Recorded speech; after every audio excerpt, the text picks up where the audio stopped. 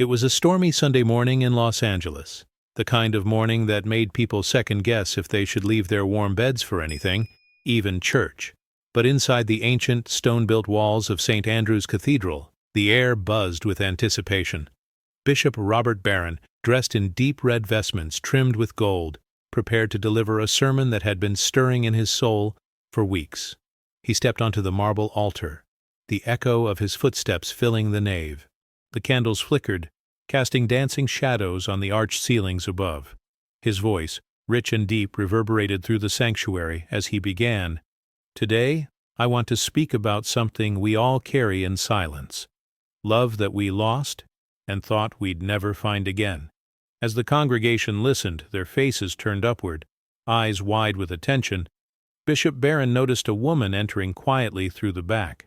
Her presence struck him like a lightning bolt. For a split second he'd lost his place in the sermon. His breath caught in his throat. She wore a simple navy dress, her hair pulled into a loose bun, streaks of silver catching the candlelight. But it wasn't just her appearance that caused his heart to skip. It was who she was, Catherine. He hadn't seen her in more than 35 years. She was the first woman he had ever loved, before seminary, before priesthood, before he had given his life fully to God. Catherine moved silently down the aisle, sitting near the back pew, unaware of the emotional storm she had just reignited. Bishop Barron quickly recovered his composure and continued his sermon, though now his words carried a weight he hadn't expected. After Mass, he remained in the sacristy longer than usual, heart-pounding. Was it really her? Or was his mind playing tricks? Eventually, curiosity overwhelmed him. He walked out into the now empty sanctuary. But she was gone. He scanned the aisles, the pews, the stained glass reflections on the floor. Nothing. Just as he turned to leave, he heard a soft voice behind him. "You still speak like you used to, Robert, with fire in your soul." He turned, and there she was, closer now, real, unmistakably Catherine. They stood in silence, caught in a bubble of memories that rose from long-forgotten places. The cathedral walls, soaked in centuries of prayer and pain, bore witness to a reunion that was never supposed to happen.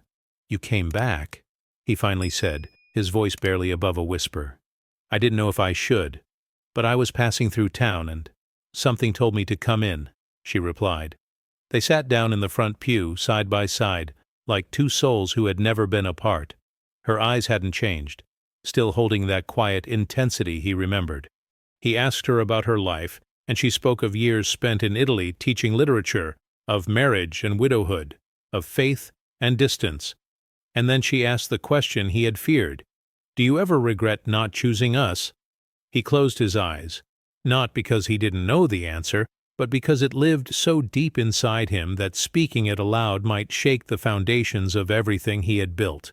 "I chose God," he said finally. "But that doesn't mean I forgot what love felt like." And there was no accusation in her gaze, only understanding. Perhaps they had both accepted that some loves never die, they just sleep beneath the surface. She stood up, placing a hand on his shoulder. "I'm in town for a while, if you ever want to talk." And just like that, she left again. But this time, it didn't feel like an ending. It felt like a door opening.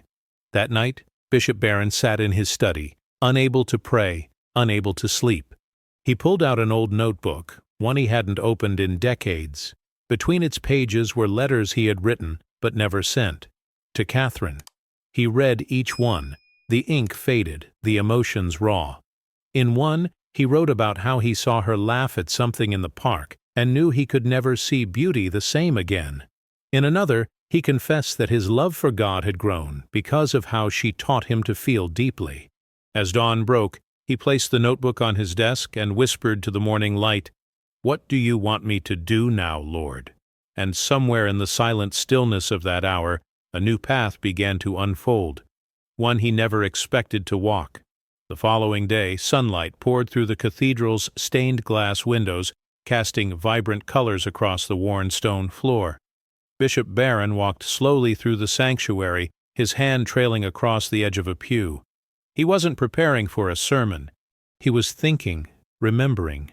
He kept seeing her face, the way she had smiled, the softness in her voice, the quiet sadness behind her eyes.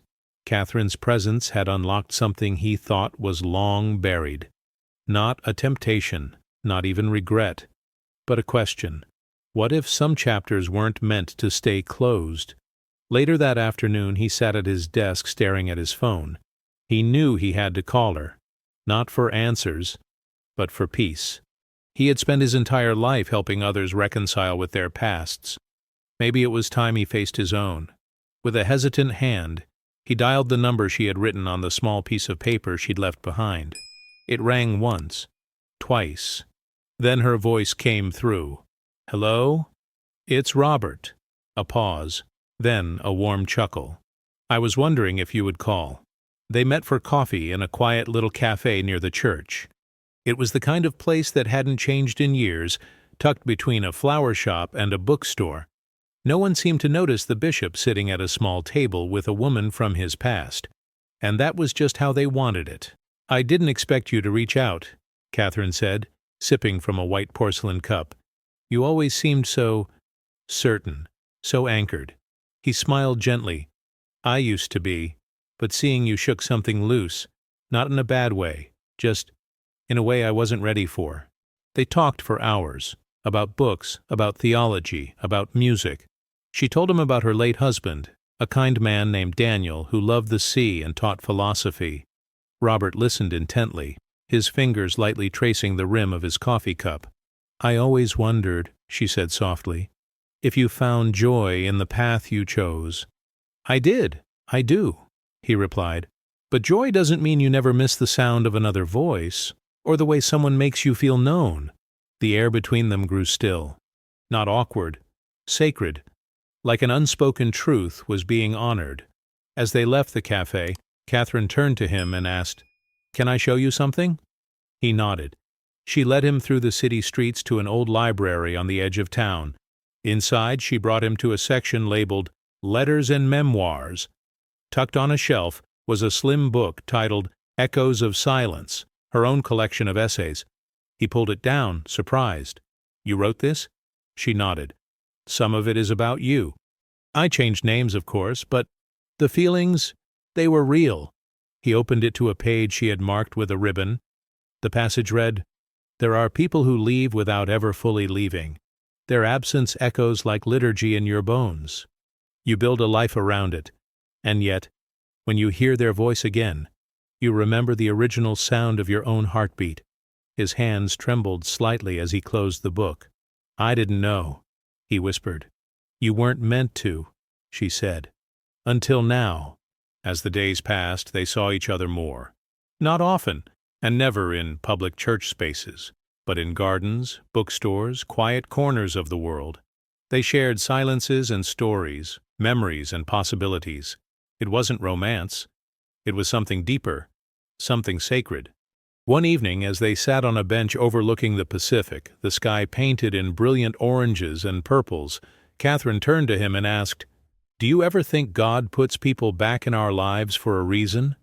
"I do," he replied, "but I don't always know what the reason is." "Maybe it's not to change your path," she said. "Maybe it's to remind you of who you were before the world told you who you had to be." He looked at her, his heart heavy and light all at once.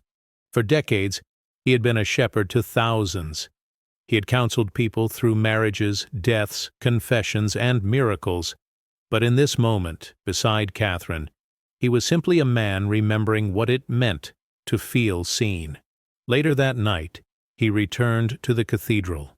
It was empty, silent, dark, except for a single candle still burning near the altar.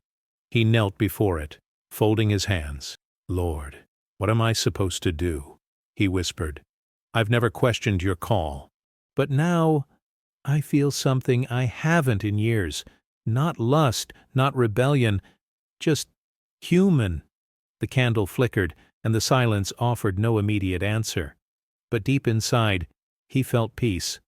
Maybe God didn't want him to walk away from his vocation. Maybe God just wanted him to remember that even those who lead others still need to be led back to their own hearts. The next morning, the city woke to a gentle fog rolling in from the coast. St. Andrew's Cathedral looked almost ethereal. wrapped in mist, like a sacred memory made visible. Bishop Barron stood by the tall, arched window in his private quarters, holding Catherine's book in his hands. He had read it cover to cover through the night, unable to put it down. Every word seemed to peel back layers he didn't even know he had built around his heart. She had written not just about him, but about a younger version of him, idealistic, vulnerable, passionate, the man he once was, the man he thought he had sacrificed to become something greater. But now he wondered, was that younger man still inside him? That afternoon, he sat down to write her a letter. It felt fitting. They had both always been writers of the soul. His words flowed slowly, with intention. Dear Catherine, reading your book was like hearing a song I thought I had forgotten. Every page invited me to remember the sound of my own soul before I buried it beneath duty. I don't regret my path. But I do see now that even the most sacred callings come with unanswered questions. You have reminded me that God does not fear our humanity. He uses it. He enters it. He blesses it. Let's walk carefully. But let's walk. Always, Robert. He hand-delivered the letter to her doorstep just before evening, slipping it into her mailbox without knocking. He didn't need to see her just yet. He needed her to read it without the pressure of his presence. This moment was too delicate for words spoken aloud.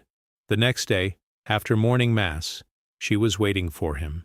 She stood at the back of the sanctuary once again, her hands clasped in front of her, her eyes searching his face. "Did you mean every word?" she asked. He nodded. "I don't want to complicate your life, Robert. I just want to be present, as a friend, as someone who knew you before the world did." He smiled, eyes softening. "I think that's exactly what I need." Oh, and so they began again. Not as lovers, not as confessions from the past, but as two people trying to understand what grace really meant in the aftermath of lost time. They spoke often about faith. Hers had faded over the years, turned into something quiet and undefined. She asked him questions he hadn't heard in years. Why does suffering seem to strike the kindest hearts? Why does God sometimes feel so far away? Why do some prayers go unanswered? Instead of giving her theological explanations, he listened. He let her speak. He let her doubt. And in doing so, something incredible happened. Her belief started to return, not because he told her what to believe, but because he allowed her to feel heard by someone who loved God deeply. "I think I'm learning to believe again," she said one afternoon as they sat on the church steps, watching children play across the street. "Maybe belief isn't about certainty," he replied. "Maybe it's about trust, and trust takes time." She nodded. "Then I'll take my time." That same week, he was invited to speak at a national conference for clergy. The theme, Reclaiming Humanity in Sacred Leadership. The irony wasn't lost on him. He stood before hundreds of priests, bishops, and seminarians, and for the first time in years, he spoke not as a teacher, but as a man. "I used to think that holiness meant detachment," he said, "that to serve God fully, you had to deny every part of yourself that felt too human. But now I see, God never asked us to stop feeling. He simply asked us to offer our feelings to Him and to let Him transform them." The room fell silent, breathless. It was as if every man in that auditorium had been waiting for someone to say exactly what he just did. After his speech, several approached him, thanking him, confessing that they too had struggled with the balance between vocation and vulnerability.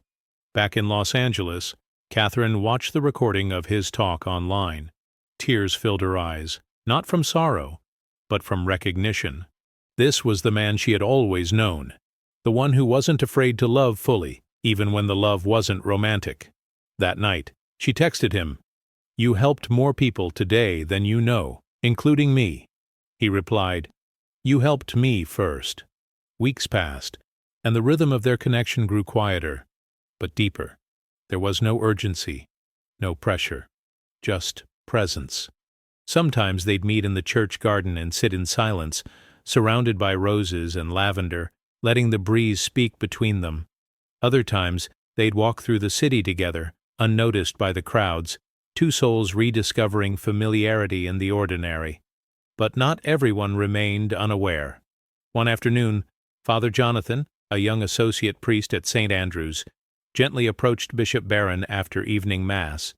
His tone was respectful but cautious. "Your Excellency," he began, "I don't mean to overstep, but some parishioners have noticed a woman visiting often, spending time with you.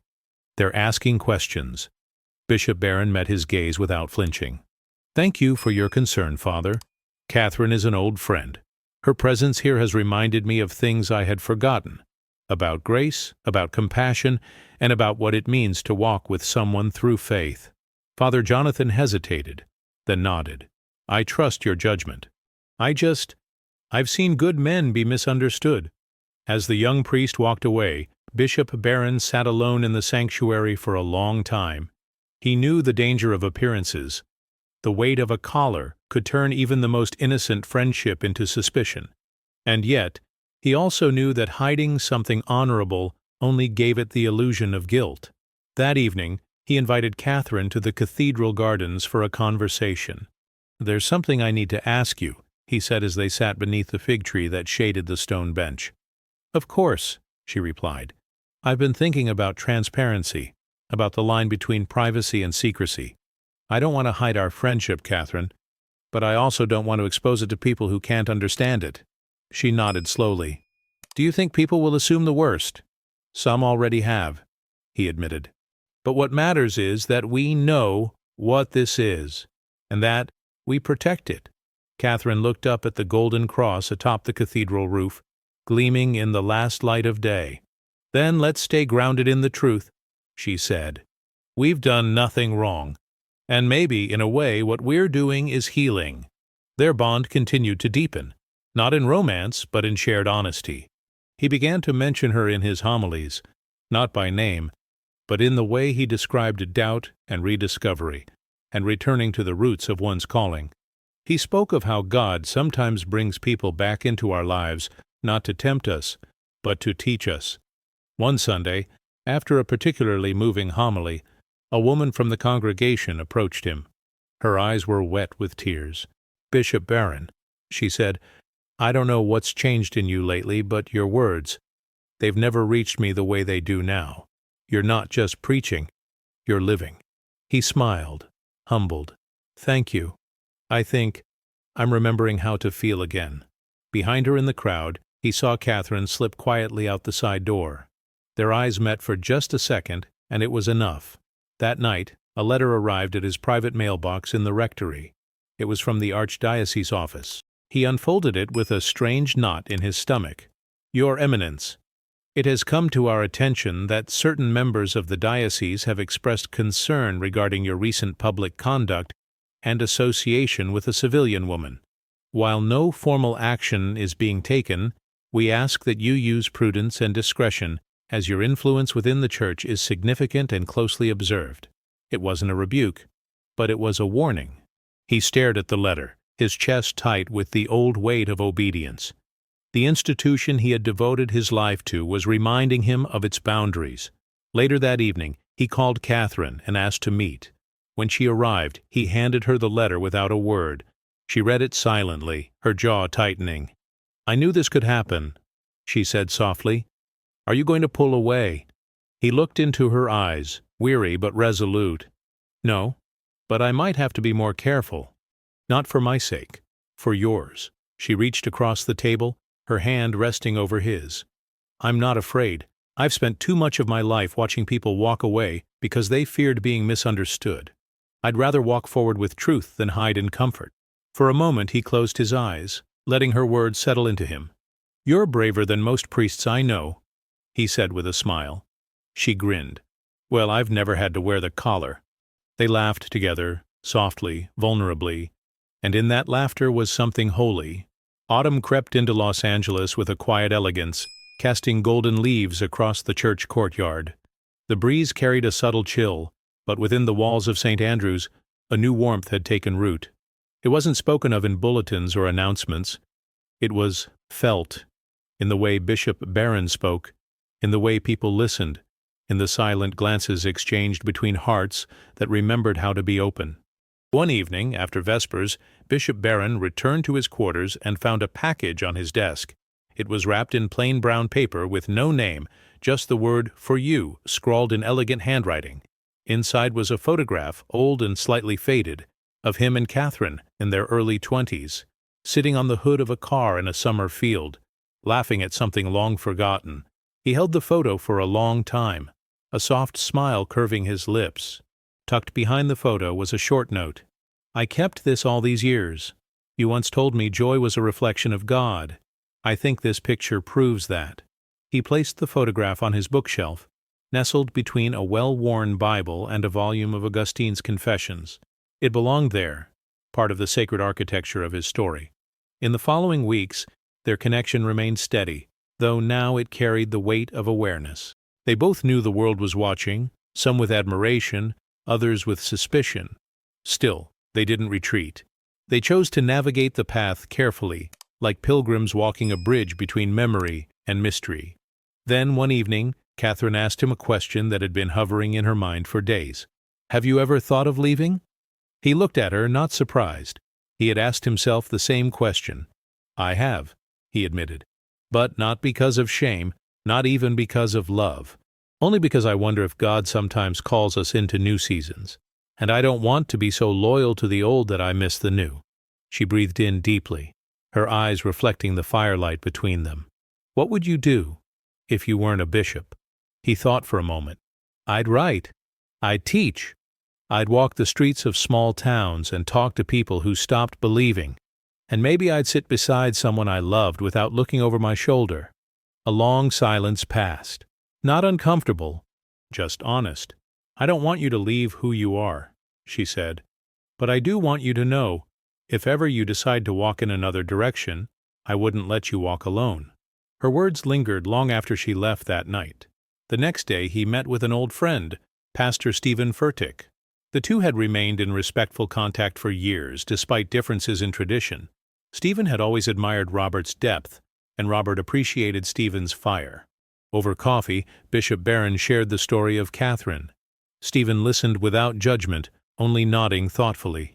"You know," Stephen said, "sometimes God brings back someone not to distract us, but to wake us up. Maybe Catherine isn't a fork in the road. Maybe she's a mirror." Bishop Barron looked down into his coffee cup. "A mirror to what? To the part of you that still needs healing, or maybe the part that still has something left to give outside the boundaries you thought were fixed." Later that evening, Bishop Barron sat in the cathedral alone. The sanctuary was quiet, bathed in candlelight. He looked up at the crucifix above the altar and whispered, "I've always given you everything, Lord. But is there something you're asking me to give now that I never expected?" He closed his eyes and waited, not for an answer, but for peace. And slowly, it came. The following Sunday, he stood before his congregation, his voice steady, but his heart beating harder than usual. "I want to share something with you," he began, "something personal. In recent weeks, I've been reminded of the humanity we all carry, even under the robes of vocation. I've reconnected with someone from my past, someone who knew me before I knew myself. And through that connection, God has reminded me that holiness is not the absence of longing. It is the presence of grace in the midst of it." There were no gasps, no outcries, just a deep collective breath, the kind people take when they realize they've been holding something inside for too long. "I am still your bishop," he continued, "still committed, still called. But I am also still learning, still becoming. And I ask you to walk with me as I walk with God, even if that road is more human than you expected." As the service ended, dozens lined up to speak with him. Some hugged him, others wept. One elderly woman simply placed her hand over his and said, "Thank you for reminding us that leaders bleed too." He smiled, humbled, and somewhere near the back of the cathedral, Catherine watched, her eyes filled with tears, not of sorrow, but of quiet awe. That evening, the city lights shimmered like scattered stars across the skyline, but Bishop Barron's thoughts remained grounded. He sat on the rooftop terrace of the rectory, the cool breeze brushing against his face, Catherine's words echoing in his mind. "I wouldn't let you walk alone." It had been a long day, emotionally charged and spiritually humbling. He had bared a part of himself to the very community he was meant to shepherd, and instead of condemnation, he had received compassion. Still, a question lingered at the edge of his soul. What now? He was pulled from his thoughts by the soft chime of a message on his phone. It was Catherine. "Can I come up?" He didn't hesitate. Minutes later, she stepped onto the rooftop, a shawl wrapped around her shoulders. She looked up at the night sky, then at him, her expression quiet but full of depth. "You were brave today," she said. "I was scared." "I know," she replied. "But courage isn't the absence of fear. It's what you do with it." They sat in silence for a few moments, their shoulders almost touching. He noticed how natural it felt. Not scandalous, not dangerous, just right. Like two people who had learned to see each other beyond the noise of expectation. "You changed today," she said finally. He nodded. "Or maybe I just let people see who I've always been." She looked at him, studying the lines on his face, the gravity in his eyes. "Are you thinking of leaving?" He sighed. "I don't know. For the first time in decades, I'm giving myself permission to ask."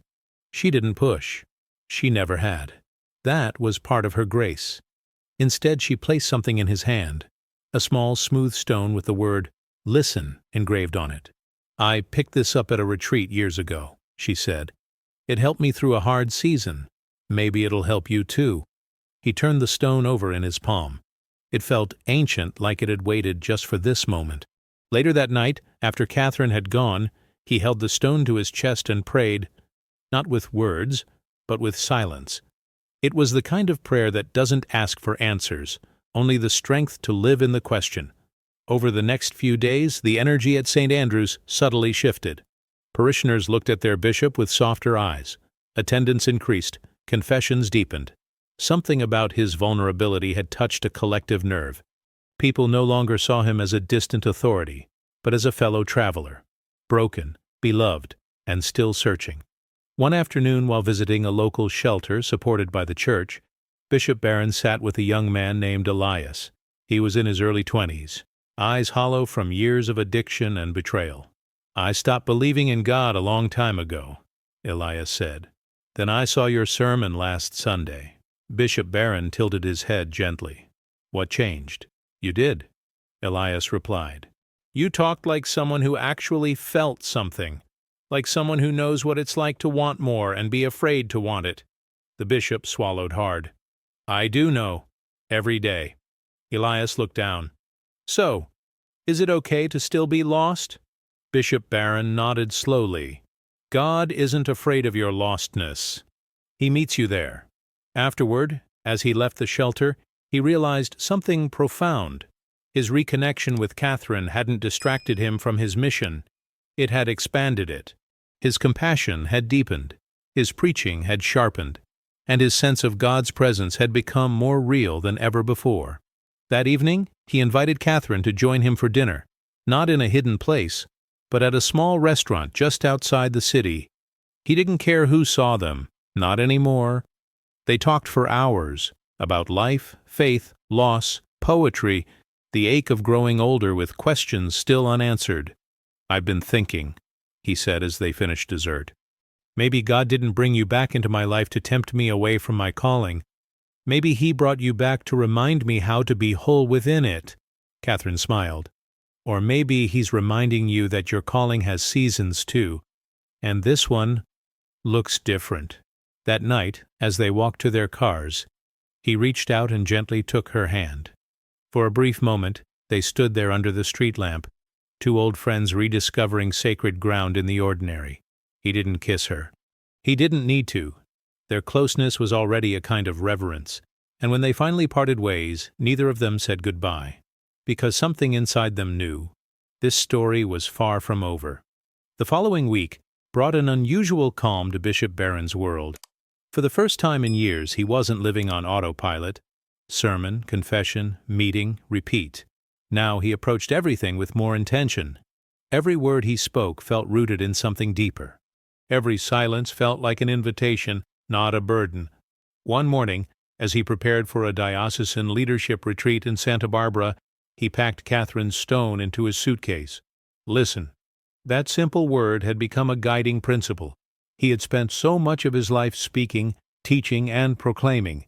Now he realized how much healing could come from simply listening, to God, to others, to himself. The retreat was held at a serene monastery perched on a cliff overlooking the ocean. Dozens of bishops and clergy from around the country gathered for 3 days of prayer and discernment.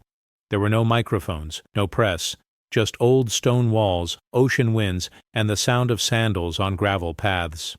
On the second evening, Bishop Barron sat with 3 other bishops around a fire pit, the Pacific crashing below them. The conversation turned vulnerable. "You ever think about what we've lost in all this?" asked Bishop Ramirez, a quiet man with a weathered face and eyes that had seen too much. "You mean in choosing this life?" another replied. Ramirez nodded. "Family, touch, someone who knows you beyond the collar," the others murmured in agreement. Then one of them turned to Barron. "You've changed, Robert. You carry something now, not a burden, but something alive. What happened?" Barron looked at the flames for a long time. Then he answered with honesty. "Someone from my past reappeared. A woman I loved before the priesthood. She reminded me of who I was before I wore robes, and it didn't diminish my faith. It deepened it." The bishops went silent, not out of judgment, but awe. Bishop Ramirez finally spoke. "Do you think you'll leave?" "I don't know," Barron replied. "I only know I can't pretend anymore. About the cost, about the loneliness, about how easy it is to confuse loyalty to God with loyalty to an image of perfection." Another bishop nodded slowly. "Maybe the church needs more men willing to be human." That night, Barron couldn't sleep. He walked down to the monastery chapel and sat before the tabernacle, heart pounding. He prayed the only prayer he could manage. "Lord, I'm yours, but who am I now?" In the stillness, he felt something strange, not an answer, not a command, just presence, a deep knowing that God was with him in the uncertainty. When the retreat ended, he drove back to Los Angeles feeling lighter, but also clearer. He called Catherine before he even got home. "Are you free for dinner tonight?" She laughed on the other end. "You never used to ask that question. You used to say, 'Let's meet after Compline.'" "I'm learning," he said. Slowly. That evening, they met again at the same quiet restaurant. This time, she brought a small wrapped gift. Inside was a journal with an inscription on the first page. "For the parts of your story that haven't been told yet." He looked up, eyes misting. "Thank you. I think there's more of you to discover," she said. "Not just in ministry. In life." He nodded, then took a breath. "I need to tell you something. I've been thinking about stepping down." Her eyes widened slightly, but she didn't speak. She waited. "I'm not sure yet," he continued. "But if I do, it won't be because I'm running away. It'll be because I'm finally ready to live from a different place. Not behind a pulpit. Just beside people." She reached across the table and gently took his hand. "Whatever you choose, I'll be here." And in that moment, he felt something shift inside him. Not a breaking, but a release. As if all the years of control, performance, and sacred responsibility had prepared him not to carry more, but to let go. The next morning, Bishop Barron stood at the edge of the cathedral courtyard, watching the city slowly come alive. The world looked the same, but something inside him had shifted. There was a stillness now, not the kind born from fatigue, but from clarity. He had spent so long carrying the weight of expectation that he had forgotten how light honesty could be. He walked through the nave of St. Andrew's, touching each pew with reverence, as if saying goodbye to something, or someone. Not a farewell, a blessing. When he entered his office, he sat down and opened the journal Catherine had given him. With a deep breath, he wrote, "Day 1, not of ministry, not of retirement, but of surrender." He closed the book, placed it on his desk, and dialed a number he never imagined he would. The Archdiocese office answered on the third ring. "This is Bishop Barron," he said. "I'd like to request a private audience with the Cardinal." The secretary paused. "Of course, Your Excellency. May I ask what it's regarding?" "It's personal," he replied, then added gently, "but also spiritual." The meeting was scheduled for Friday afternoon. in a quiet wing of the archdiocesan offices. As the day approached, word began to spread, though no one knew for sure what it was about. Whispers in the rectory, cautious glances from fellow clergy. But Bishop Barron moved through it all with calm. He didn't explain. He didn't defend. He simply prepared. When Friday came, he dressed in his usual black cassock, the silver pectoral cross resting over his chest. He looked at himself in the mirror one last time before leaving, not as a bishop, not as a public figure, but as a man returning to the truth of his soul. The cardinal received him with kindness. He was an old friend, one who had mentored Robert through many storms. After a few pleasantries, the cardinal leaned forward. "You seem lighter, Robert, but also resolved." "I am," Bishop Barron replied. "I've come to ask for something that I never thought I would, your blessing to step down." The room went quiet. "I'm not running from scandal," he continued. "I haven't broken my vows, but I have rediscovered something that I lost, not in sin, but in silence. I believe God is calling me into a different kind of ministry, one that doesn't require robes or a pulpit, but presence." The cardinal studied him for a long moment. Then he spoke, not with authority, but with the weariness of one who had wrestled with the same ghosts. "I understand more than you know," he said, "and I trust your discernment. But know this, your departure will be questioned, misunderstood." Bishop Barron nodded. "I'm ready for that." The cardinal stood and extended his hand. "Then go with grace, Robert, and know you leave a mark that can't be erased." By the time Bishop Barron returned to St. Andrew's, the sun was setting. The cathedral glowed in the orange light, its towers casting long shadows over the plaza. He walked through the main doors, not as their bishop, but simply as Robert. He entered the sanctuary, sat in the front pew, and let the silence speak. Then he walked up to the altar and knelt for the last time in his official role. He kissed the stone gently, as if sealing something sacred. When he turned, Catherine was there. She didn't ask what had happened. She didn't need to. He walked toward her slowly, and when he reached her, she whispered, "Are you free now?" He took her hand. "I think I've never been more free in my life." And together they walked down the aisle, not in ceremony, not in ritual, but in quiet revelation. A man once cloaked in robes and titles now walked beside the woman who knew him before all of it, and neither of them looked back. The news spread quickly. By Saturday morning, every Catholic blog, local newspaper, and religious forum was echoing the same headline: Bishop Robert Barron resigns unexpectedly. A new chapter begins. Speculation flourished. Some claimed scandal, others whispered heresy. But those who truly knew him, who had sat beneath his sermons, who had confessed in his presence, who had been comforted by his words in hospital rooms and funerals, they understood. This was not a fall. It was a transformation. Within the diocese, reactions varied. Father Jonathan, the young associate priest who had once voiced concern, visited Robert's apartment with a bottle of wine and a quiet apology. "I judged too quickly," he said, "but I've never seen you more alive." Robert smiled, offering him a seat. "It's not about leaving the priesthood. It's about stepping into something that requires a different kind of service." "Do you know what that is yet?" Jonathan asked. "I'm beginning to," he said, "but I think it starts with listening more than speaking." In the days that followed, Robert and Catherine settled into a new rhythm, one shaped not by obligation, but by intention.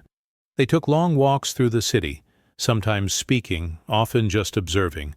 He noticed things he had long ignored, the way light filtered through alleyways, the sound of laughter spilling from small diners, the ache of quiet loneliness in a passerby's eyes. One afternoon they visited a small art gallery tucked between two high-rises. Inside, local artists displayed works inspired by stories of healing, grief, and hope. One painting stopped Robert in his tracks, a canvas entirely filled with layered brushstrokes, chaotic at first glance, but forming the shape of a heart if viewed from a distance.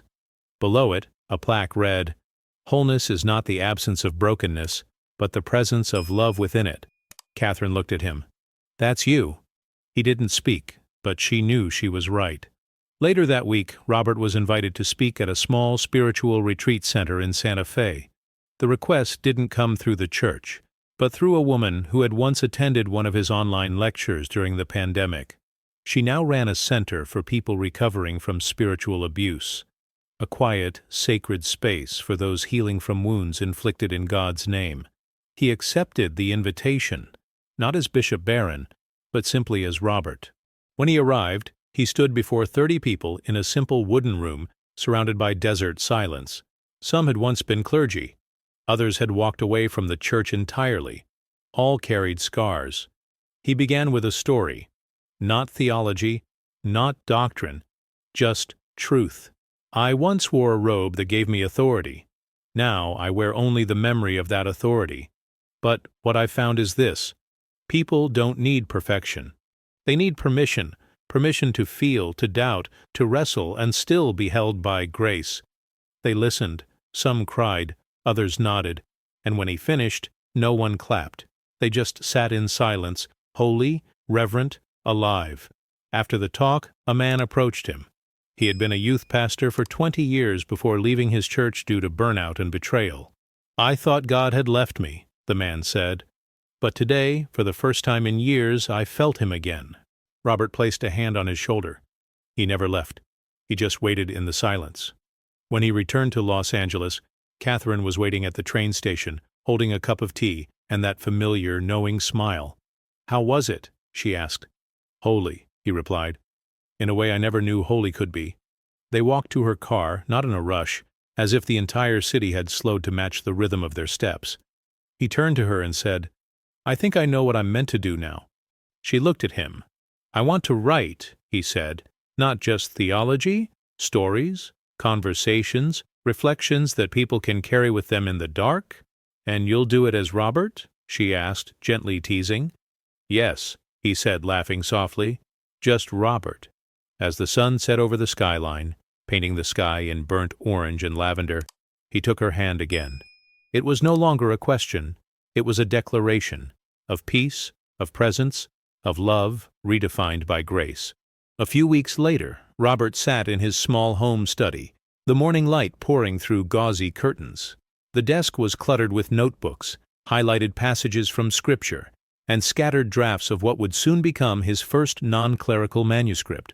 On the cover page, written in simple black ink, were the words, "Grace between the lines, finding God outside the collar." He stared at the title for a long time. It felt right. He wasn't writing a memoir. He wasn't telling the world what to believe. He was simply sharing moments of joy, of heartbreak, of rediscovery. Every story was a doorway, not a doctrine. Catherine often joined him in the evenings, reading by the fire while he typed. Sometimes she'd pause to ask questions or reflect on a passage he had just written. She was his sounding board, his editor, his anchor. "I never imagined I'd be part of this chapter," she said one night as she flipped through the latest draft. He looked up from his laptop. "You're not part of it. You're the reason it exists." She blushed slightly, that same quiet glow she had carried since their youth. Time had only deepened it. Meanwhile, outside their peaceful bubble, the public continued to speculate. Some praised Robert's decision as courageous. Others criticized it as betrayal. A well-known Catholic commentator even published an op-ed titled, "The Fall of Bishop Barron, a Warning to the Church." But Robert didn't respond. He had no desire to justify a calling that no longer needed permission. Instead, he began to receive hundreds of letters from people around the world: priests, ex-nuns, seekers, doubters, survivors of spiritual abuse. Most didn't ask for advice, they just wanted to be heard. He read everyone, sometimes moved to tears by their honesty. One envelope stood out.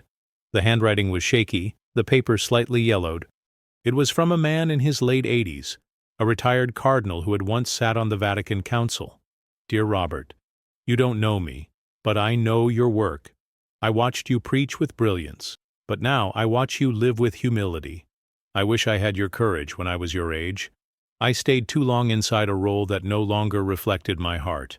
I pray you never doubt the sacredness of your choice. With respect, Cardinal Emeritus Gr." Robert folded the letter carefully and placed it inside his journal. It felt like a sign that what he was doing mattered. One morning, as he sat on a park bench finishing a chapter, A young woman approached him. She had tear-streaked cheeks and a hesitant step. Are you still Bishop Barron?" He smiled kindly. "Just Robert now." "But yes, that was me." She sat down beside him. "I don't go to church anymore, but I used to, before I was hurt by someone who wore the same robes you used to." He nodded slowly, closing his laptop. "I'm so sorry that happened. I watched your story unfold," she said. "Everyone was talking about you. Some said you abandoned your post. Others said you fell." He waited, letting her speak at her pace. "But I didn't see a fall," she continued. "I saw someone finally tell the truth, and it gave me permission to believe again. Not in the church, but in God." Tears welled in Robert's eyes. She looked at him and whispered, "Do you think God still wants me?" He placed a hand over hers gently. "I think God never stopped." When she left, he sat in silence for a long time, the manuscript open beside him, the cursor blinking after the last sentence. And in that pause, he wrote his next line. "Maybe our greatest sermons are the ones we don't preach, but live, not behind altars, but in the broken places, where grace finally finds room to breathe." The seasons shifted. Autumn's golden hues gave way to winter's quiet hush. In Los Angeles, winter wasn't a harsh presence, more like a softer breath, a cooler stillness in the air. But for Robert, the turning of the season marked something deeper. A moment of settling into this new life, a rhythm that no longer required permission from the institution he had once served, but only the daily alignment of his heart with the Spirit. The manuscript was finished. Catherine was the first to read it in full. She curled up by the fire, pen in hand, underlining passages, scribbling notes in the margins. Robert watched her from across the room, humbled by the intimacy of being read by someone who knew his soul beyond his titles. When she finally closed the last page, she looked up at him. "It's not just a book," she said. "It's a blessing." He exhaled slowly, like he'd been holding his breath for months. "Do you think it will reach anyone?" "I think it already has," she replied. They submitted the manuscript to a small publishing house known for thoughtful spiritual works. The editor, a woman named Barron, responded within a week. She wrote, "This is not just timely, it's timeless. We'd be honored to publish it." The contract was signed, a release date was set for spring, and suddenly Robert found himself preparing for a new kind of ministry, not from a pulpit, but from a page. As the holidays approached, invitations began to pour in.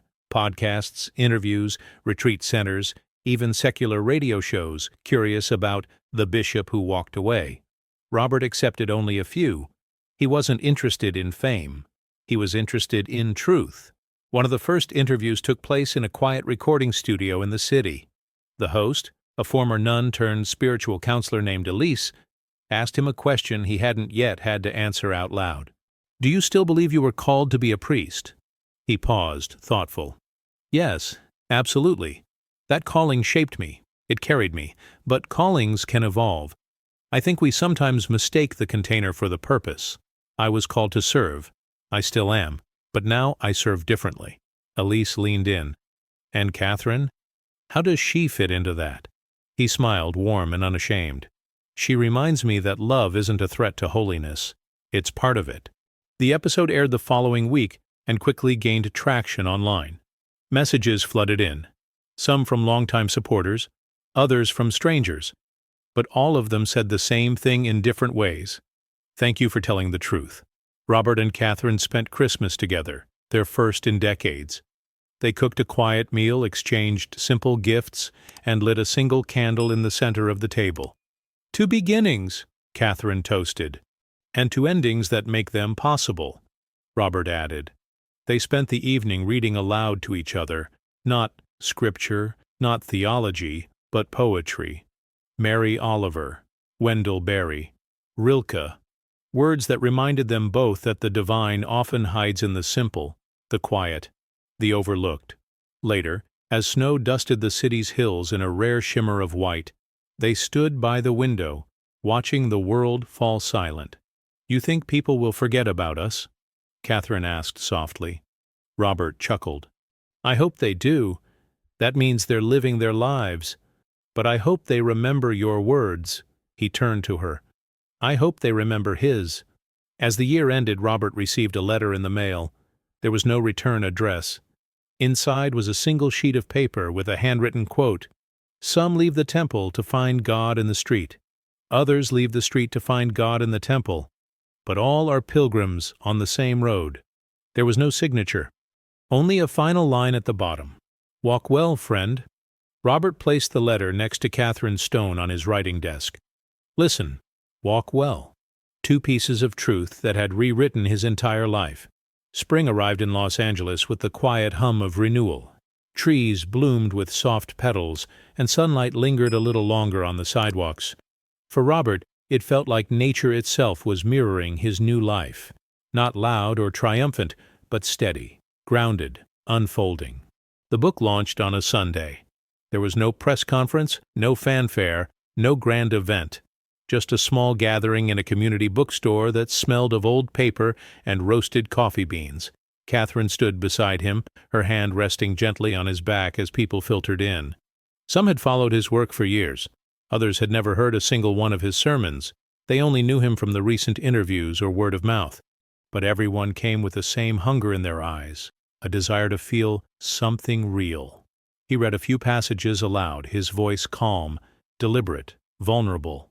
"I was taught to lead from the front of the sanctuary, but I've learned that the holiest place might be the middle row, where people are still learning how to stay." Someone in the back wiped away tears. After the reading, a young woman approached him, clutching a dog-eared copy of the book she had already finished. Her voice trembled. "My father was a pastor," she said. "He never gave himself permission to feel anything outside of his calling. He died carrying shame he never deserved. Your words, they gave him a voice he never had." Robert reached out and took her hands gently. "Then his voice lives on in you." Later, as he and Catherine walked back to their apartment, she looked up at him with a tender smile. "Today felt like Mass." He laughed softly.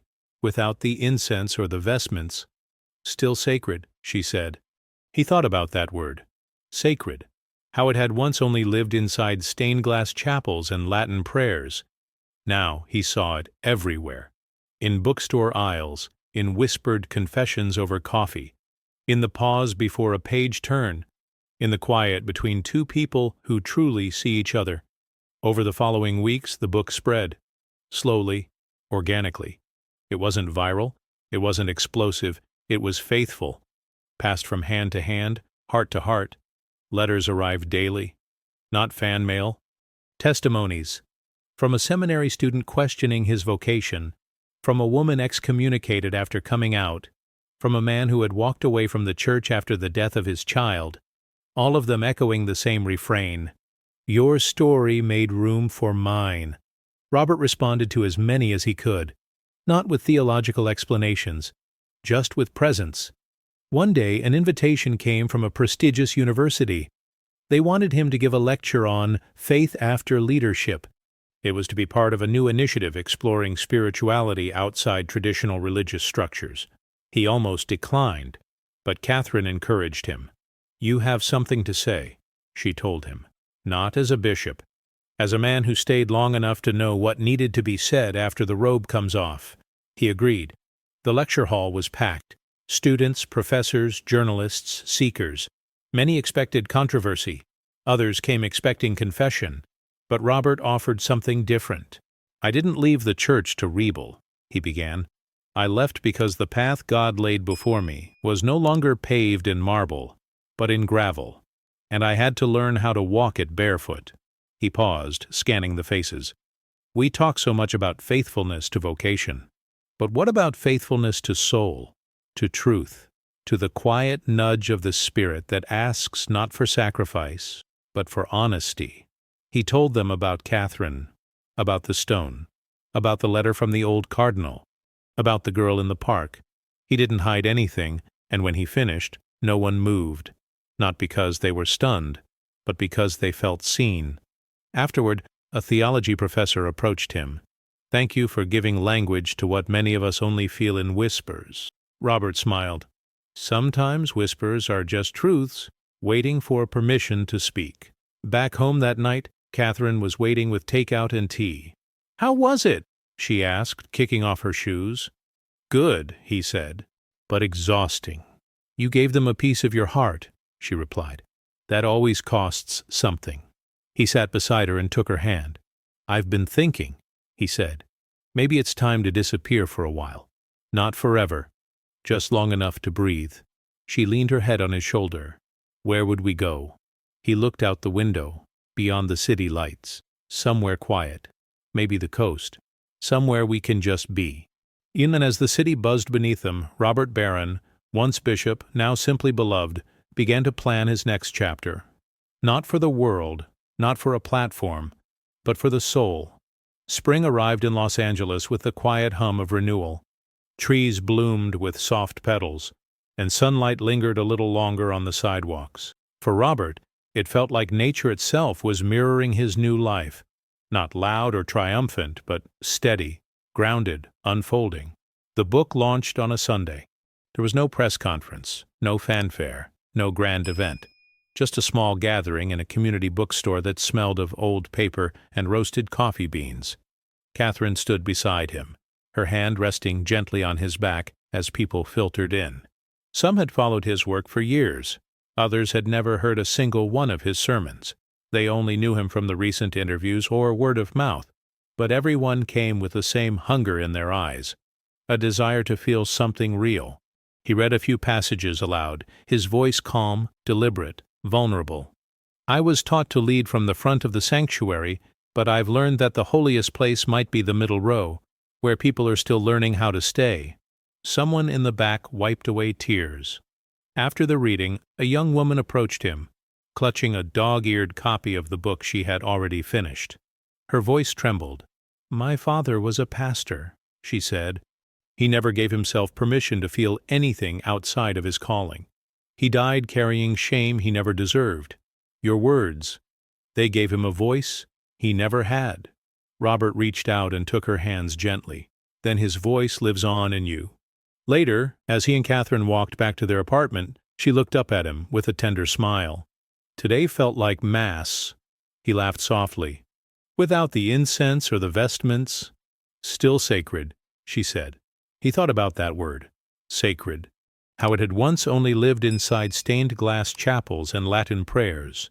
Now he saw it everywhere, in bookstore aisles, in whispered confessions over coffee, in the pause before a page turn, in the quiet between two people who truly see each other.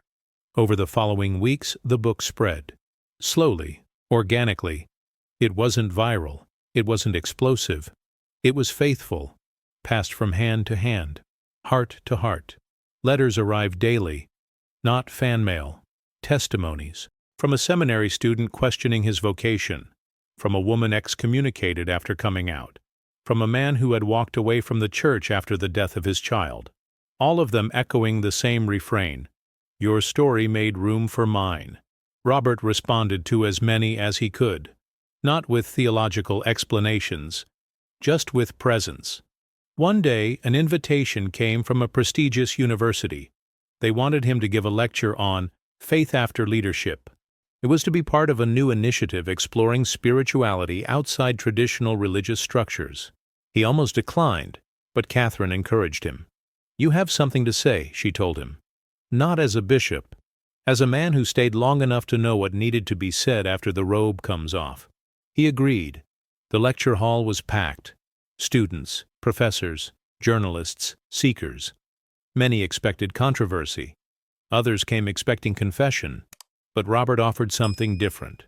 "I didn't leave the church to rebel," he began. "I left because the path God laid before me was no longer paved in marble, but in gravel, and I had to learn how to walk it barefoot."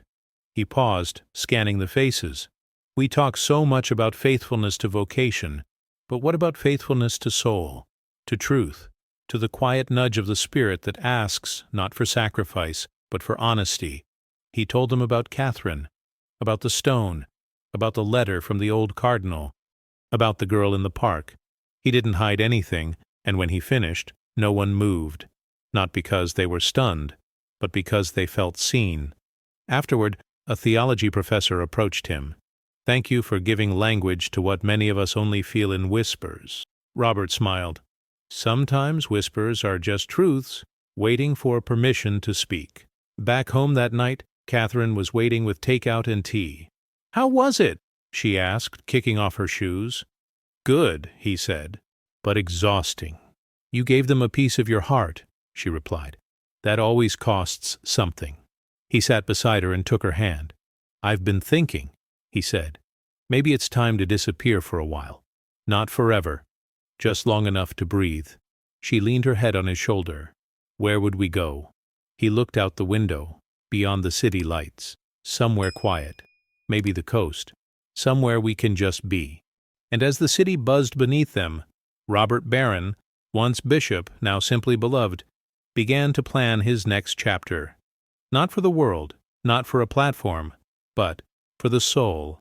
They chose Big Sur, a stretch of California coastline where cliffs kissed the ocean, where redwoods reached into the sky and the stars returned at night without the competition of city lights. It wasn't far from Los Angeles, but it felt like another planet, a place outside of time. Robert and Catherine rented a small cabin tucked beneath towering trees, a place with no Wi-Fi, no television, no schedule. Just a fireplace, a porch, and the sound of wind moving through ancient branches. The first few days passed in slow, beautiful silence. They hiked trails that twisted between forests and sea, cooked simple meals, read aloud to each other, and sat on the porch with mugs of coffee watching the fog roll in like a sacred curtain. One afternoon, while resting on a mossy boulder by a creek, Catherine asked a question she hadn't dared voice before. "Do you miss it?" Robert looked at her, then at the water carving its endless path through rock. "I miss the people," he said. "I miss the rhythm of service, but I don't miss who I had to pretend to be to keep it all together." She nodded. "Do you think you'll ever return? Maybe in another way?" "I think I'm always going to serve. But maybe now I get to do it from a place of wholeness, not performance." They sat in stillness for a long time, the kind of stillness only earned after years of chaos and longing. That night, under a sky so clear it seemed made of glass, Robert pulled out the journal she had given him months before. He opened to a new page and wrote, "I thought the collar was the vessel, but I was the vessel, and God has never stopped pouring." The next morning they woke early and walked to a cliffside lookout as the sun rose. The ocean below shimmered like molten gold. Catherine reached for his hand. "Would you ever write fiction?" she asked out of nowhere. He laughed. "I barely know how to write real life." "But you've lived so many lives already," she said. "Maybe it's time to imagine one." That night, he began a new document on his laptop. Title: The Man Who Forgot the Altar. He didn't know where the story would go. He only knew it was time to begin. While in Big Sur, they kept to themselves.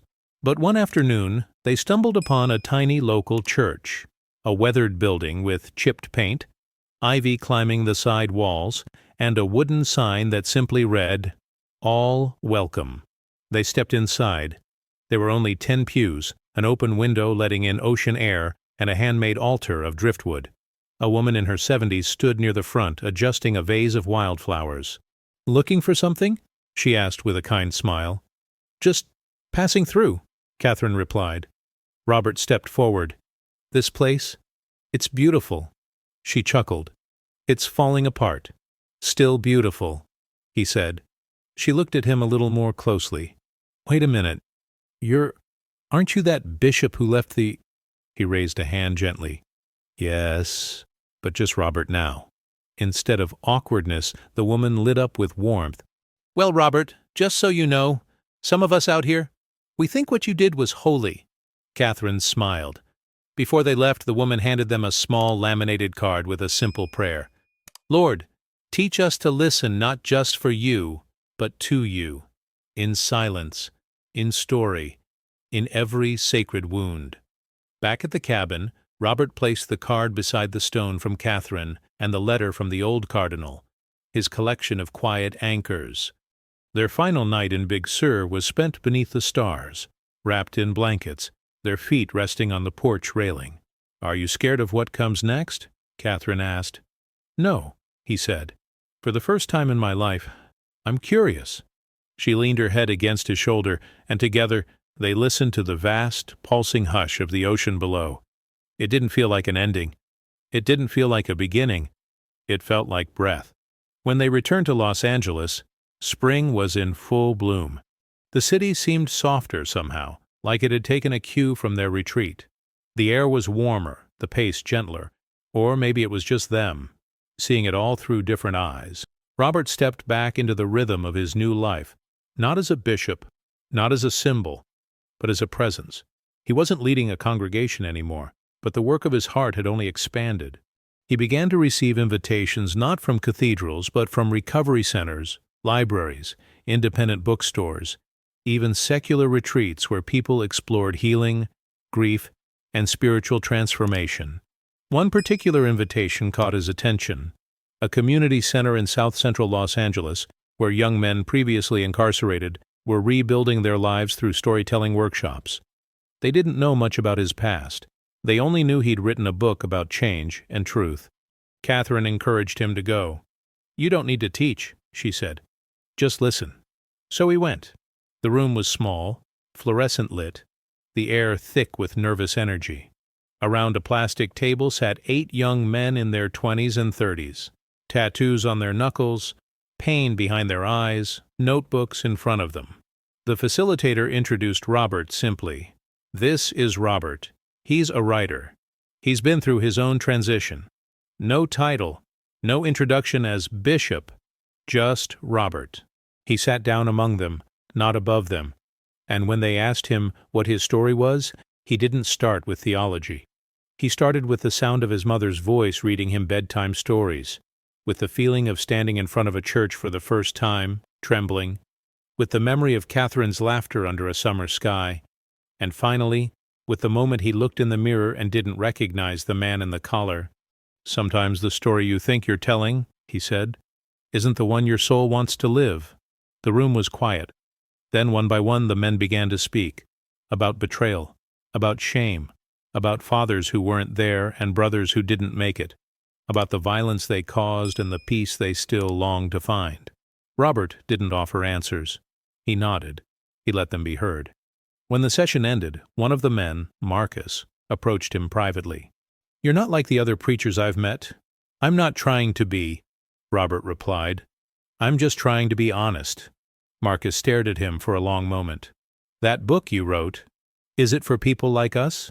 "It's for anyone who's ever felt like they weren't allowed to tell the truth," Robert said.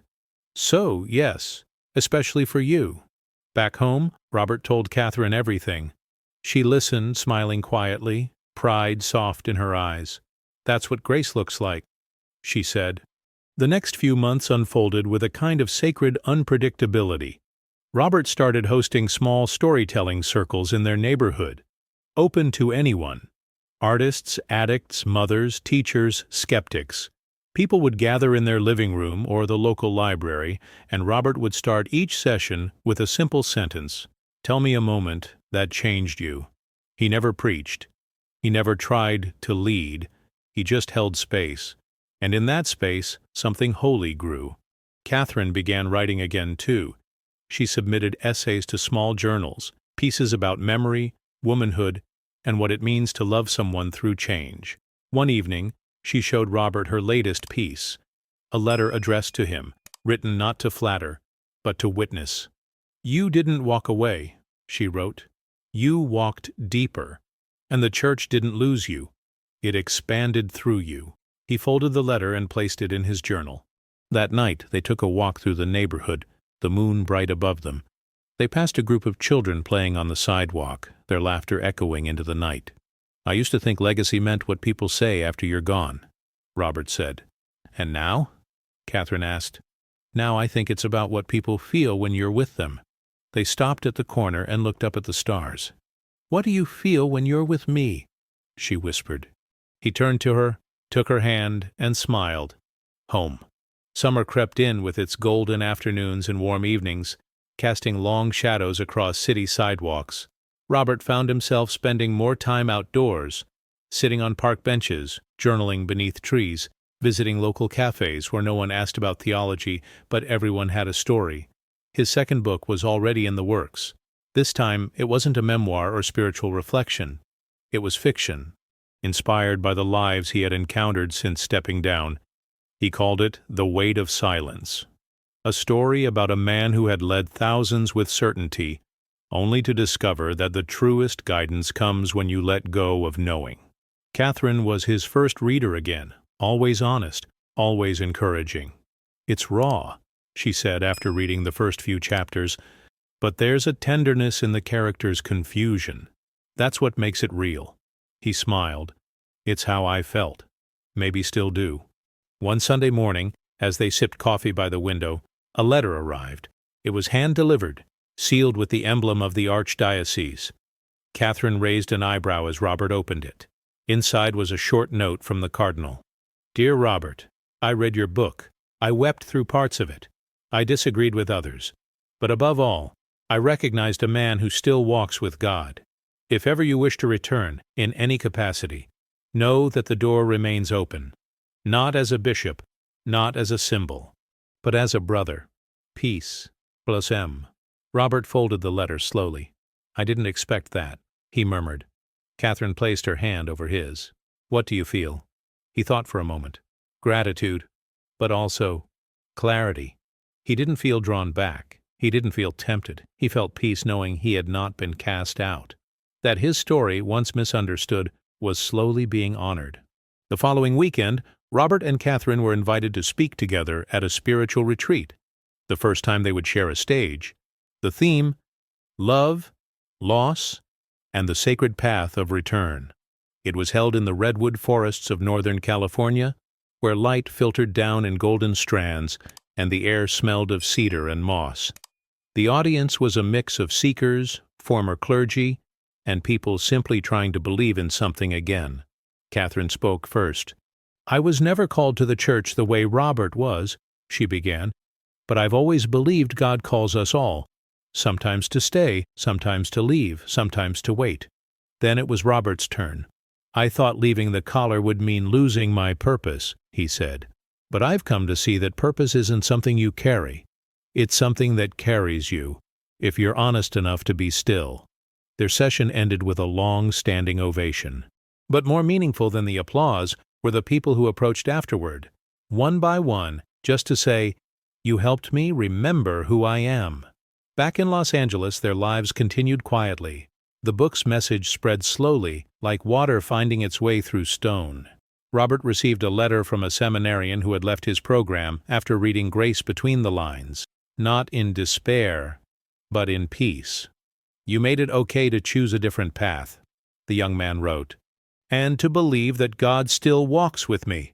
Robert wrote back, "He never stopped." One afternoon, while walking through a street fair, Robert passed a booth where a young artist displayed portraits of spiritual leaders from different faiths. Among them was an abstract painting of a man seated on a bench, surrounded by birds, holding a book in one hand and an open palm in the other. It wasn't labeled, but Robert recognized it. "Is this based on someone?" he asked. The artist, a woman in her 30s, with paint under her nails, nodded. "It's based on a guy I heard speak at a storytelling night last year. He said something that stuck with me, something like, 'When I stopped trying to speak for God, I finally heard him. I painted that memory.'" Robert smiled, heart full. "That's a good memory." She shrugged. "I think it was yours." He bought the painting and hung it in their apartment, above the writing desk. Catherine walked in and stopped in her tracks. "Is that you?" she asked. "I guess it's all of us," he said, "learning how to sit still long enough to be found." She wrapped her arms around him from behind. "You were never lost," she whispered. September brought with it a crispness to the air and a subtle shift in energy. The city moved a little faster, the days a little shorter. Robert and Catherine had now settled into a rhythm that felt as natural as breath. Their lives were no longer defined by events, titles, or expectations, only by presence, by purpose, and by love that had outlasted time. One morning, Robert received a call from a nonprofit in New York City, an interfaith initiative that hosted dialogues between people of different religious traditions. They had read his book and wanted to invite him as a guest speaker for a panel on Faith Beyond Boundaries. He hesitated at first. It had been a while since he'd stood on a stage in front of cameras and microphones. "You don't have to say yes," Catherine said, reading the concern in his face. "I know," he replied, "but maybe I want to." And so, a few weeks later, they traveled to New York together. The city was alive with its usual symphony of noise and movement. Robert hadn't visited since before his resignation, and stepping off the plane felt like returning to a past life, but as someone entirely new. The event was held in an old theater-turned-dialogue center in Manhattan. On the panel were a Buddhist monk, a Jewish scholar, a Muslim woman imam, and Robert, no longer Bishop Barron, but introduced as author and spiritual guide. Each speaker shared their journey of spiritual transformation. When it was Robert's turn, he stood slowly, the lights warm on his face. "I was once taught that boundaries protect holiness," he began, "but I've learned that God often works best beyond them. Not in rebellion, but in relationship, in the unexpected conversations, the shared silence, the kindness of those we're told not to trust." He spoke of Catherine, of walking away not from God, but toward Him, in a new way, in a way that let grace breathe. The audience was still, moved, changed. Afterward, the Buddhist monk approached him with a serene smile. "You carry the ache of someone who has loved God deeply," he said. "That kind of ache becomes a gift if you let it."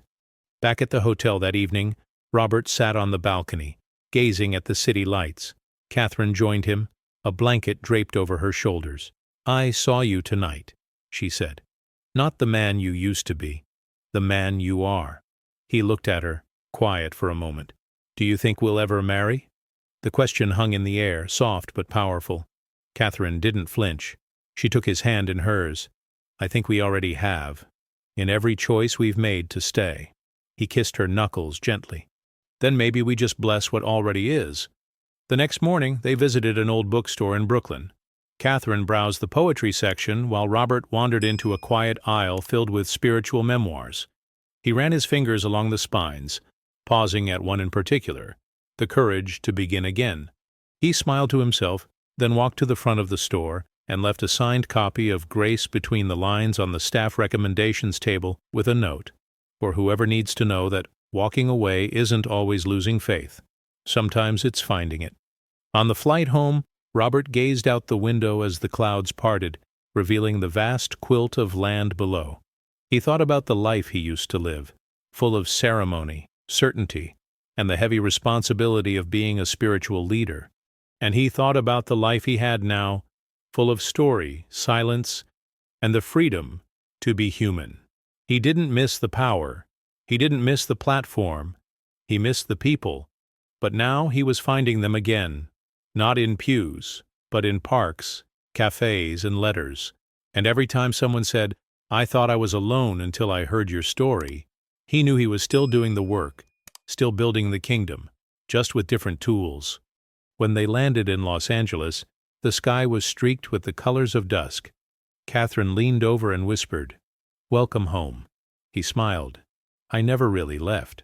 That October, Robert began teaching again, not at a seminary or formal institution, but at a small community center near their home. It started with just a few people gathering in a sunlit room with mismatched chairs and chipped teacups. But word spread quickly, and soon the room was full every week. The series was called The Sacred Ordinary. Each session began the same way. Robert would light a single candle, open a window, and ask the question, "Where did you encounter grace this week?" The answers were never dramatic. "In the way my daughter hugged me after school. In the smell of rain on pavement. In the moment I didn't lose my temper when I wanted to." Robert listened. He affirmed. And when he spoke, it was only to remind them that the sacred had never left. It had simply changed clothes. One evening, after a particularly moving session, a young man named Joel approached him. He had piercing eyes and a tentative voice. "I used to want to be a priest," Joel said, "until I realized I was gay. I thought I had to choose between truth and God." Robert's eyes softened. "And now? Now I'm just trying to find a place where I don't have to choose." Robert placed a hand on his shoulder. "You don't. God is not threatened by your wholeness." Joel broke down in tears, not from shame, but from the slow release of years of silent exile. When Robert got home that night, he shared the story with Catherine. She listened, as always, with her whole heart. "You're still a priest," she said softly. "You've just stopped pretending God only lives inside walls." That sentence stayed with him. He began writing essays again, publishing them weekly on a simple blog he titled, "Without the Collar." Each entry was a meditation, not a teaching but a reflection. His writing felt less like proclamation and more like an offering. One week he wrote about failure, another about laughter, and in one post, simply titled, "The Hand That Stayed," he wrote about Catherine. "We speak so often of miracles as flashes of divine intervention, but sometimes the holiest miracle is someone who simply doesn't leave when they could have." That post was shared thousands of times. People wrote to him saying it gave them the courage to stay in marriages, to forgive parents, to believe in love again. Robert didn't feel proud. He felt responsible, not in a burdensome way, but in the sacred sense of stewardship. His story, their story, was no longer his alone. It belonged to everyone still learning how to live with truth and tenderness. One Saturday morning, Catherine woke up early and walked into the kitchen to find Robert already up, scribbling notes on a napkin while drinking coffee.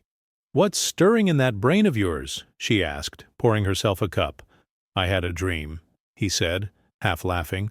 "About opening a retreat center." She raised an eyebrow. "Really?" "Not a religious one," he clarified.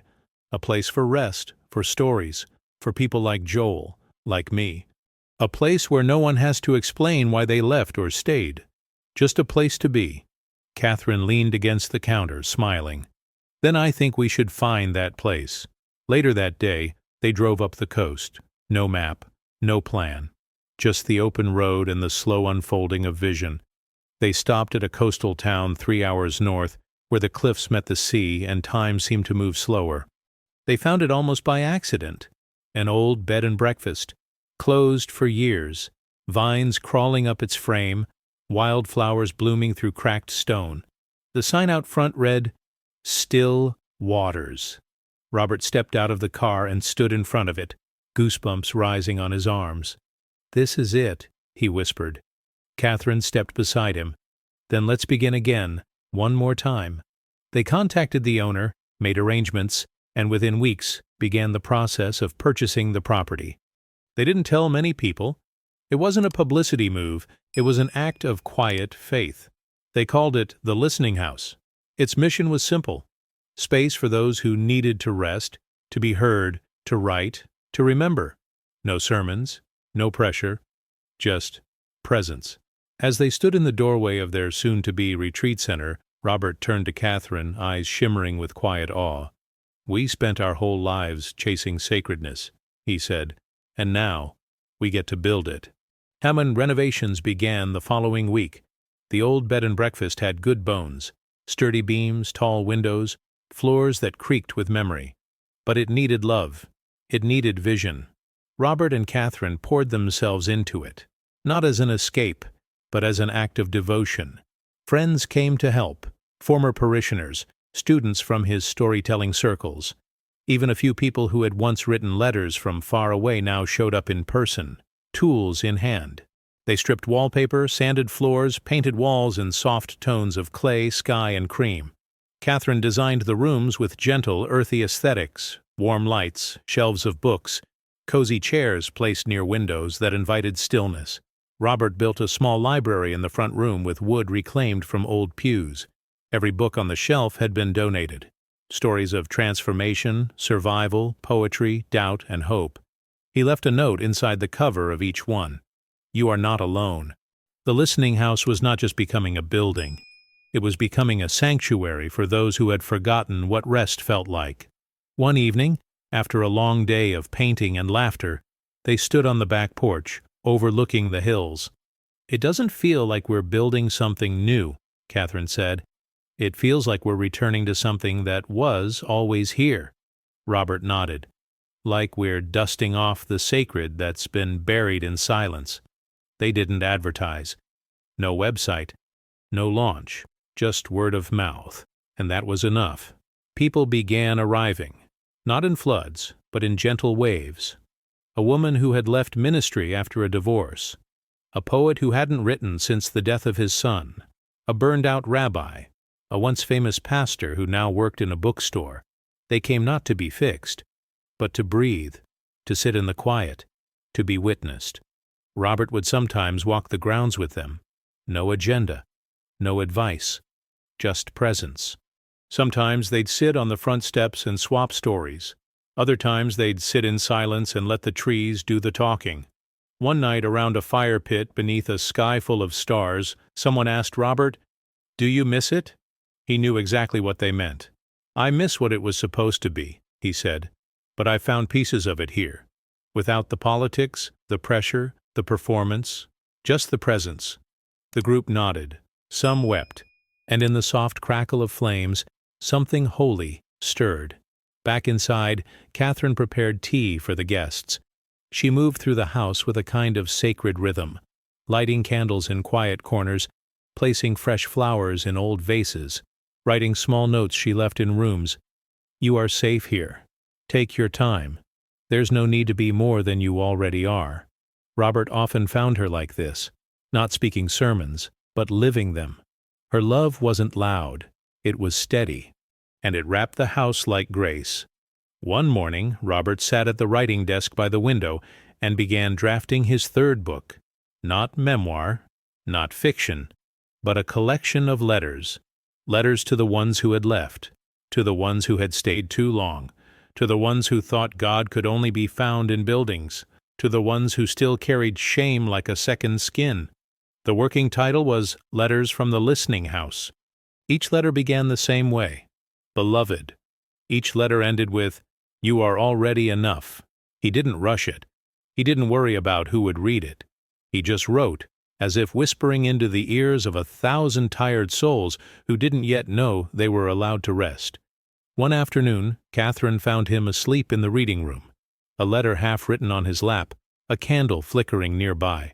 She kissed his forehead and whispered, "You're doing the work, love, even when you sleep."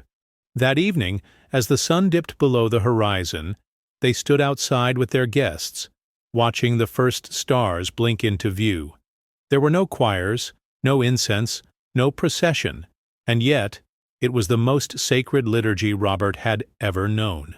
He looked at Catherine, then at the sky, and whispered, "We built a church without walls." She smiled, and filled it with people who thought they didn't belong in one. Winter came slowly to the coast.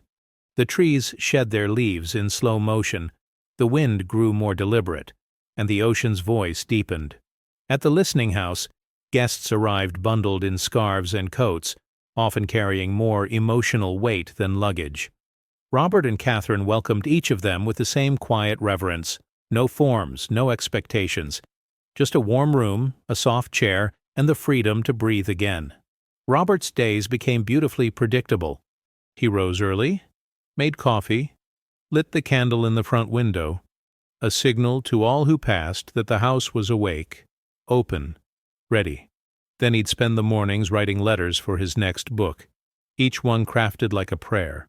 One letter was to a man who had given up preaching after his wife left, another to a young woman trying to reconcile her faith with her identity, another still to himself, the version of him that had sat alone in a cathedral, questioning everything. Catherine edited each letter gently, never changing his voice, only clearing the fog when it clouded the truth. "You're not just writing for them," she said one evening. "You're writing for the boy you once were, the one who thought love had to be sacrificed to be sacred." He nodded, knowing she was right. One weekend, they hosted a small retreat, just for clergy who had left their roles, not in disgrace, but in quiet collapse. There were 6 of them, different ages, backgrounds, stories. Some still called themselves believers. Others weren't sure anymore. But all of them shared one thing. They had poured themselves out until there was nothing left. They sat in a circle the first night, rain tapping gently on the windows. No one spoke at first. Then Robert did what he always did best. He asked a question. What's something you're grieving that no one ever let you say out loud? It opened the floodgates. I miss the sound of people singing together. I miss believing that I mattered. I miss God. I miss myself. No one offered answers. No one tried to fix. They just held each other's grief like holy relics, tenderly, with awe. By the final day, something had shifted. Not resolved, but softened. As they prepared to leave, one woman, a former Lutheran pastor, hugged Robert and said, "You gave us back our name." And later, as the retreat house emptied and the last car drove away, Catherine found Robert sitting on the steps outside, his eyes red, his heart full. "They were so brave," he whispered. "I wonder if they know." "They do now," she said. That evening Robert lit the fireplace and read aloud one of his newest letters. It was short, simple, and addressed only to the one who stayed quiet for too long. "Your silence was not failure, it was survival. And now that you've found your voice again, even if it trembles, let it speak. The world doesn't need your perfection. It needs your truth." Catherine closed her eyes as he read, tears slipping silently down her cheek. "This place," she said, "has become more sacred than any cathedral." "It's because we built it with broken pieces," he replied, "and didn't try to hide the cracks." That night they walked the property beneath the stars. The wind had picked up, and Catherine pulled her coat tighter, leaning into him. "Do you think people will still come?" she asked. "Even after the story fades?" "They won't come for the story," he said. "They'll come for what they feel when they get here." "And what's that?" "Home," he whispered, in the truest sense. They stood for a while longer, the listening house glowing behind them like a lighthouse in the dark. No titles, no robes, no rules. Just two people, once torn apart by time, now united by grace, holding space for the sacred in everyone who dared to show up exactly as they were. Spring returned. Again, softer this time, as if tiptoeing through the halls of the listening house with reverence for what had grown there. The gardens were beginning to bloom, and with them, the quiet renewal that followed every season of surrender. Robert sat in the back garden beneath a canopy of wisteria, his journal open on his lap. He had just written the final line of his upcoming book. What began as a departure became a return, not to where I was, but to who I am. Catherine joined him, carrying 2 mugs of tea. She sat beside him on the bench, without saying a word, resting her head on his shoulder. The silence between them no longer needed to be filled. It was, in itself, complete. The listening house had now become a rhythm, a sanctuary, a home for stories still being written. Each week, guests arrived, some returning, some new. One man, a former seminarian, showed up with nothing but a backpack and a folded letter in his hand. It was one of Robert's, printed, underlined, wept over. "I didn't know where else to go," the man said. Robert embraced him. "You found the right place." Others arrived quietly, artists who hadn't painted in years, musicians whose guitars had gathered dust, mothers who had forgotten their own names beneath the weight of everyone else's needs. They came looking for something they couldn't always name, and they found it not in sermons, but in soup, in song, in the soft welcome of a space that expected nothing and offered everything. One guest left a note on the kitchen table before departing. "I thought I needed a miracle, but I only needed a place where I didn't have to pretend. Thank you for building that place." Robert kept the note in his journal. The house itself began to take on a soul. The floors creaked differently when guests were at peace. The wind rustled the trees with music. The rooms held onto stories like sacred dust. And at night, the windows glowed with the kind of warmth that drew even the most hesitant travelers to its door. One afternoon, as Robert and Catherine worked in the garden, planting lavender near the steps, a reporter from a small spiritual magazine arrived. She had written once before, requesting an interview, and now stood humbly at the edge of the path. "I'm not here for a story," she said. "I just wanted to say thank you. Your book, it helped me leave a place that was killing me. And this house, just being here, seeing it, it's everything I imagined grace might feel like." Robert offered her a shovel. "Want to help us plant a few more?" She laughed and joined them in the dirt. Later they sat on the porch drinking lemonade and watching the sun sink into the hills. The reporter finally asked, "Do you ever miss being a bishop?" Robert smiled. "No, because I still shepherd. I just don't wear the robe." He paused. "What I miss sometimes is the choir, the sound of voices rising together." Catherine, who had been quiet, stood and disappeared into the house. A few moments later she returned with a small portable speaker. She hit play. Soft, sacred music filled the air, choral harmonies that wrapped around them like a prayer. Robert closed his eyes, and for a moment it was all there: the cathedral, the light through stained glass, the hands raised in reverence. Not as a memory, as a presence. Tears streamed down his cheeks. "Maybe the choir never left," he said. "Maybe I just needed to hear it again." That night, as stars blanketed the sky, he and Catherine stood in the garden, arms around each other. He looked at her with the kind of love that no longer needed to be spoken to be understood. "I would choose it all again," he said. "Even the pain?" she asked. "Especially the pain," he replied. "It taught me how to love fully." She nodded, pressing her forehead to his. And there, beneath the quiet heavens, they stood. No titles, no expectations, no masks. Just two souls who had wandered through fire and silence to find one another again. And behind them, the listening house glowed like a lantern for anyone still searching the dark. The story didn't end there, because sacred stories never really end. They echo. In every soul who dares to return, in every heart that chooses honesty over image, in every voice that once trembled in silence and now sings again. Not from a pulpit, but from a porch, beneath the stars, with nothing but love.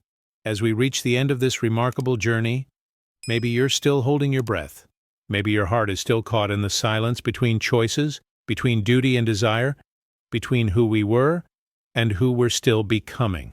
Bishop Robert Barron's story is not one of scandal, rebellion, or regret. It's a story of return, not to the institution, not to a title, but to the very essence of what it means to be human, to love, to lose, to question, to listen, and finally, to be found. In a world that often demands certainty and punishes vulnerability, Robert chose the narrow road of truth. He stepped away from the pulpit not to walk away from God, but to walk toward Him, through the hearts of people who thought they no longer belonged, through stories that had been silenced for too long, and through the quiet grace of one woman who never stopped seeing Him. And isn't that what we're all longing for? To be seen, not for what we've accomplished, not for the masks we wear, not for the roles we play, but for who we are when everything else is stripped away. To be loved there, to be safe there, to find home not in a place or a position, but in a presence. Maybe you saw yourself in Robert. Maybe you saw yourself in Catherine.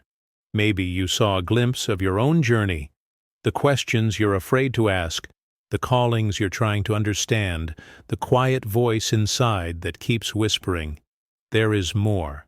And there is. This story isn't just fiction. It's an echo of real hearts, real lives, real faith rediscovered outside the lines. And maybe, just maybe, it's an invitation for you to slow down, to ask the hard questions, to find someone who will walk with you, to build your own listening house, in your home, in your heart, in your way of loving others. Because in the end, the most powerful sermons are not the ones delivered from behind a pulpit. They're the ones we live, in coffee shops, in gardens, in forgiveness, in starting over. So if you've stayed with us until now, perhaps it's not by accident. Perhaps God has been speaking to you through this story. And if He has, listen, be still. You are not alone. You are not forgotten. You are not too far gone. You too are being called, not to perform, not to prove, but to come home. Thank you for watching. Thank you for listening. And above all, thank you for remembering that sacred stories still live inside of you. If this story touched you, don't let it stop here. Like it. Share it. Send it to someone who needs to be reminded that even the lost can be found again. Because sometimes the simple act of sharing a story becomes someone else's turning point. And if you're still here, let this be your sign. You're already enough. You're already loved. And your next chapter is just beginning.